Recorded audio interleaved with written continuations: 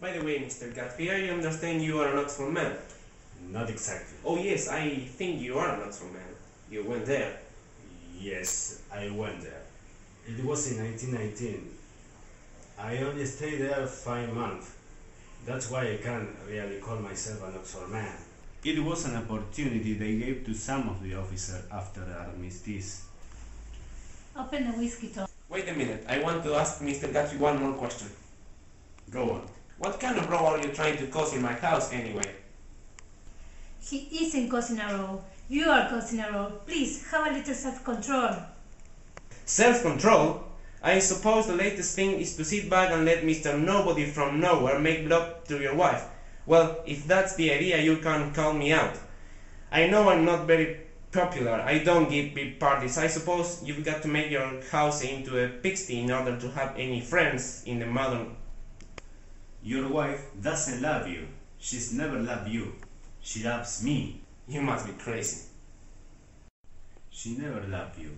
Do you hear?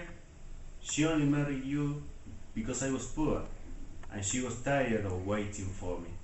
It was a terrible mistake, but in her heart, she never loved anyone except me. Please, don't. Let's all go home. Why don't we all go home? Sit down, Daisy. I want to hear all about this. I told you what's been going on. Going for 5 years, and you didn't know. You've been seeing this fellow for 5 years? Not seeing, we couldn't meet, but both of us love each other all the time, old sport, and you didn't know. Oh, that's all. You're crazy. I can't speak about what happened 5 years ago because I didn't know Daisy then. Daisy loved me when she married me, and she loves me now. No, she does though. The trouble is that sometimes she gets foolish ideas in her head and doesn't know what she's doing. And what's more, I love Daisy too. You are revolting. Don't you know why we left Chicago? I'm surprised that they didn't treat you the story of that little spree. Daisy, that's all over now. It doesn't matter anymore. Just telling the truth, that you never loved him, that it's all wiped out forever. How could I love him? You never loved him. I never loved him. Not that Capilani. No. Not that day that I carried you down from the punch bowl to keep your shoes dry. Please, don't. You want too much. I love you now. Isn't that enough? You love me too? Even that's a lie. She didn't know you were alive. There are things between Daisy and me that you'll never know. Things that we will never forget. I want to speak to Daisy alone. She's all excited now. Even alone I can say I never loved Tom. It wouldn't be true. Of course it wouldn't. As if it mattered to you. Of course it matters. I'm going to take better care of you from now on. You don't understand. You are not taking care of her anymore. Daisy's leaving you. I am leaving you. She's not leaving me. Certainly not for the common swindler who would have to steal the ring he put on her finger. I won't stand this. Please, let's go out. Who are you anyhow? You're one of that bunch that hangs around with Mayor Wilshire. I made a little investigation into your affairs. I found out what your drug stores were. What about it?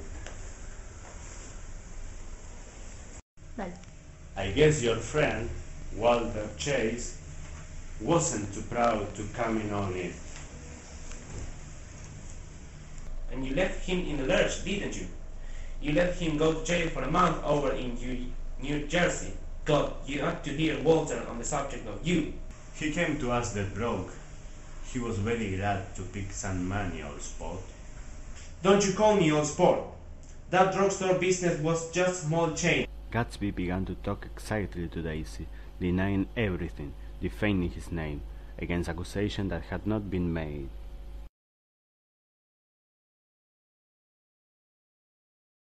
please, Tom, I can't stand this anymore.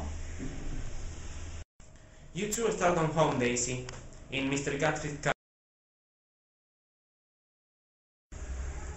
Where are you going, Daisy? Daisy, hold on. I'm with you. It was 7 o'clock when we got into the coupe with him and started for Long Island. Meanwhile, Wilson and his wife were having an argue, when suddenly she rushed out into the dusk, waving her hands and shouting. Before Wilson could move from his door, the business was over. A car came out of the gathering darkness, whirled very tragically for a moment, and then disappeared around the next bend.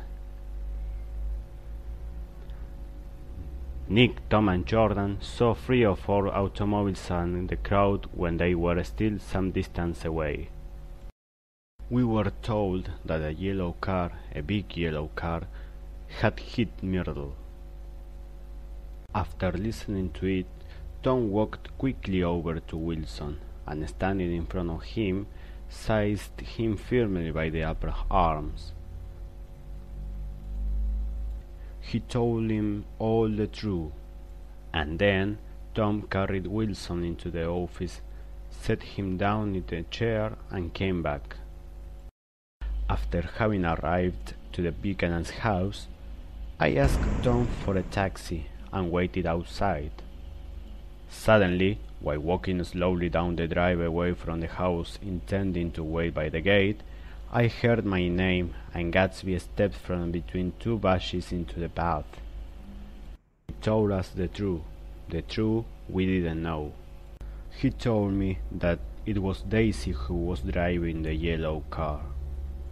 When they left New York, she was very nervous, and she thought that would steady her to drive. And this woman, Myrtle, rushed out just as they were passing a car coming the other way.